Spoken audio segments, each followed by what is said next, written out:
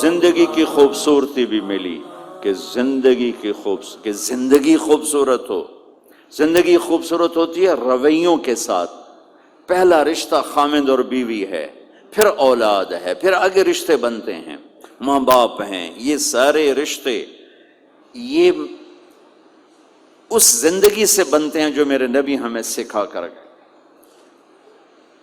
آپ بطور، چونکہ آپ نے باپ تو دیکھا نہیں، ماں کو دیکھا ہے، اور ماں کے ساتھ زیادہ عرصہ نہیں رہے، صرف 6 سال رہے ہیں. تو ماں کے ساتھ کیا ہونا چاہیے؟ ماں کے ساتھ سلوک ہوگا تو ماں دعا دے گی نا. باپ کی خدمت کرو گے تو باپ دعا دے گا نا. آنکھوں میں آنکھیں ڈال کے بات کرو گے تو زندگی، باپ کو تو نیند نہیں آئے گی، ماں کو تو نیند نہیں آئے گی.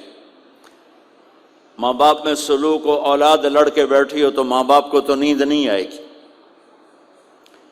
بیوی بدتمیزی سے بات کرے تو خامند کے نیند اڑ جائے گی، خامند بدتمیزی کرے تو بیوی کی نیند اڑ جائے گی. تو یہ کہاں سے زندگی ملے گی؟ میرے نبی کے دروازے پر جاؤ، وہاں پتہ چلے گا کہ زندگی کیسے گزاری ہے. تو آپ نے اپنی اس تمنا کا اظہار کیا، کاش میری ماں زندہ ہوتی تو میں اس کی ایسی خدمت کرتا. میں عشاء کی نماز کے مصلی پہ کھڑا ہو کر ہاتھ باندھے سورۃ فاتحہ پڑھ رہا تھا، الحمدللہ رب العالمین. ادھر سے میرے گھر سے آواز آتی، محمد. میری ماں مجھے پکارتی، محمد. تو میں نماز توڑ کے کہتا، لبیک یا اماں، ماں جی میں حاضر ہوں، ماں جی میں حاضر ہوں. زندگی کو خوبصورت بنانے کا ماں باپ کے لیے طریقہ کہ اولاد ماں باپ کی آنکھوں کی ٹھنڈک بنے. یہ بچے ہمارا سب سے قیمتی سرمایہ، اور انہی پر سب سے بڑا ظلم ہوتا ہے. سب سے بڑا ظلم ہے آج کے ماں باپ کا 3 سال کے بچے کو اسکول ڈالنا. سب سے بڑا ظلم ہے. وہ روتا ہوا جاتا ہے، روتا ہوا آتا ہے، اور ماں باپ سے اس کی محبت کی تار کٹتے جاتے ہیں، کٹتے جاتے ہیں، کٹتے جاتے ہیں. 7ویں سال میں وہ بدتمیز ہوا پڑا ہوتا ہے.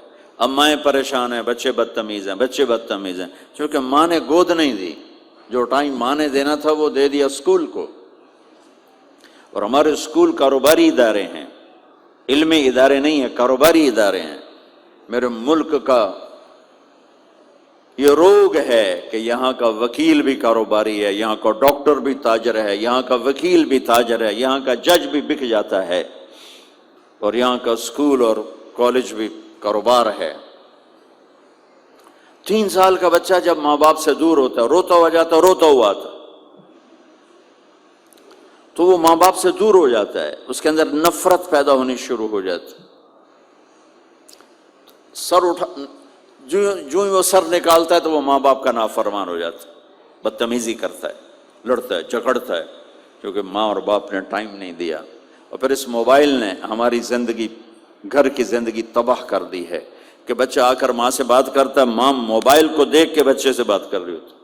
وہ باپ سے بات کرتا ہے، وہ اپنے موبائل میں، اور بچے سے بات کرتا ہے. یہ اس بچے کی عزت کو ذبح کر دینے والی بات. آنکھ سے آنکھ ملانا عزت دینا ہے. میرے نبی پاک صلی اللہ تعالی علیہ وسلم کی طرف جب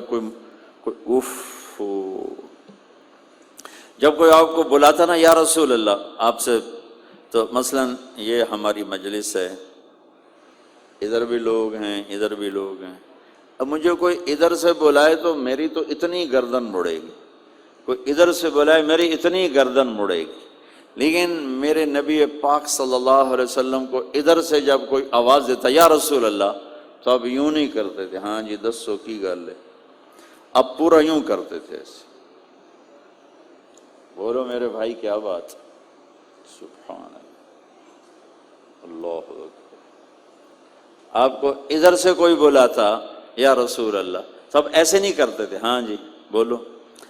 اب پورا ایسے مڑ کر پھر فرماتے، جی فرمائیے کیا بات. اب عام لوگوں کے ساتھ یہ فرماتے تھے. ہم تو اپنی اولاد کے ساتھ یہ نہیں کرتے، بیوی خامند کے ساتھ یہ نہیں کرتے، خامند بیوی کے ساتھ یہ نہیں کرتے.